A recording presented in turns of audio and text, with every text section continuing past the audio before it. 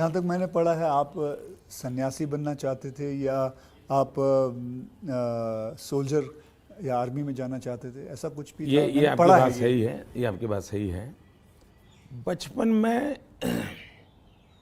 मेरा एक स्वभाव था, किताबें पढ़ना, लाइब्रेरी चला जाता था, तो बड़े बड़े लोगों के जीवन पढ़ना ये शौक़ रहता था। कभी फौज वाले यूनिफॉर्म में निकलते थे तो मुझे बड़ा देखता था, कभी बच्चे की तरह खड़े होकर के सैल्यूट कर देता था, मन करता था कुछ न कुछ। इतने में 1962 का वॉर हो गया, तो हमारे यहाँ से दूर एक मेहसाना स्टेशन है मेरे गांव से, तो वहाँ स्टेशन पे सब लोग, जो फ़ौज के लोग ट्रेनों में जाते थे, उनका बड़ा सत्कार करते थे, चाय वगैरह, तो मैं भी चला जाता था। तो जाकर के मैं भी तो मुझे बड़ा मज़ा आता था। तो मन पे हो गया कि हाँ, ये देश के लिए जीने मरने वाला रास्ता है। तो कभी उस दिशा में सोचता था। इतने में एक बार मैंने कहीं पढ़ा कि गुजरात में कोई सैनिक स्कूल है, उसमें आप दाखिल हो सकते हैं। तो हमने अपना उस समय शायद 1 रुपया 2 रुपये से उसका सारा जानकारी मंगवाते थे। अब हमें तो अंग्रेजी आती नहीं थी, तो हमारे मोहल्ले में एक स्कूल के प्रिंसिपल मिस्टर रास विहारी मणियार करके रहते थे, तो मैं उनके पास चला गया।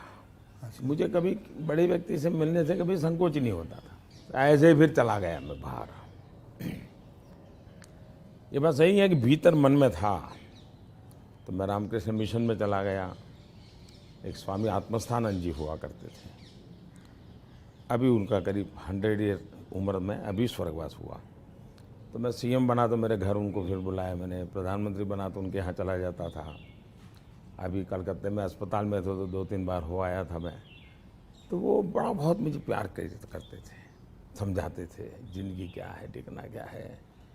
रामकृष्ण मिशन आश्रम में कुछ समय रखते थे मुझे। विवेकानंद जी जिस कमरे में रहते थे उसमें मुझे घंटों तक बैठने के लिए मौका देते थे। तो ये सारे नए नए अनुभव होने लगे। फिर हिमालय की दुनिया में चल पड़ा, बहुत कुछ भटका, बहुत कुछ घुमा, दुनिया देखी, और ये सब 18-20 साल 22 साल की उम्र में ही करता रहा मैं। लेकिन कुछ कन्फ्यूज़न भी था, कुछ इरादे भी थे, कोई गाइडेंस भी नहीं मिल रहा था, लेकिन मन में सवाल खुद पैदा करता था, जवाब खुद ढूंढता रहता था। ऐसे भटकता यहाँ पहुँच गया। तो आपकी लाइफ को मैं अभी आपकी बात मैं सुन रहा हूँ, तो मुझे लगता है अगर आप प्रधानमंत्री नहीं होते तो जिस हिसाब से आप बता रहे हो तो सन्यासी ज़्यादा लगते थे, मतलब सन्यासी बन जाते थे अगर आप। वैसे मैं क्या बनता ये कहना अभी कठिन लग रहा है, क्योंकि जो सोचा नहीं वो बन गया। वो तो हमेशा होता है, मेरे साथ भी। मैं भी आपको अगर एक किस्सा सुनाऊंगा तो मेरे साथ भी ऐसा ही कुछ हुआ है। मैं क्या बनने वाला था, मैं एक मार्शल आर्ट का टीचर बनना चाहता था, कहाँ मैं फिल्मों में आ गया और फिल्मों में आते आते हीरो बन गया।